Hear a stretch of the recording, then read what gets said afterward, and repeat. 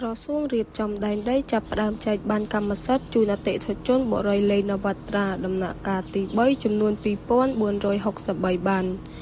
ក្រសួងរៀបចំដែនដីនគររូបនីយកម្មនិងសំណង់បានបើកពិធីប្រគល់បានកម្មសិទ្ធិដល់អតិថិជនបុរីលេងនវត្រាគម្រោងផ្លូវជាតិលេខ 6A និងជ្រេ100ដំណាក់កាលទី3ចំនួន2463បាននៅព្រឹកថ្ងៃទី27ខែវិច្ឆិកានៅទីស្តីការក្រសួងក្រមអធិបតេយ្យភាពឯកឧត្តមសយសំអល់ឧបនាយករដ្ឋមន្ត្រីនិងរដ្ឋមន្ត្រីក្រសួងរៀបចំដែនដីនគររូបនីយកម្មនិងសំណង់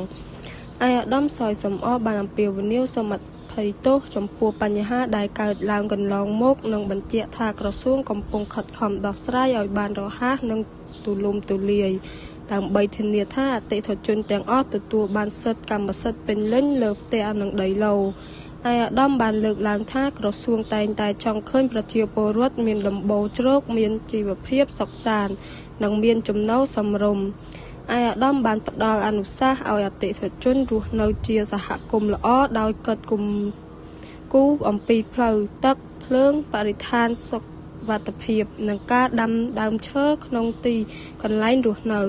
ក្រសួងនឹងបន្តសហការជាមួយក្រុមហ៊ុនបុរីនិងធនាគារដើម្បីធានាលំហូរសាច់ប្រាក់និងជួយឲ្យប្រជាពលរដ្ឋទទួលបានអត្រាការប្រាក់ទាបសម្រាប់ការបង់ថ្លៃផ្ទះនិងដីឡូតិ៍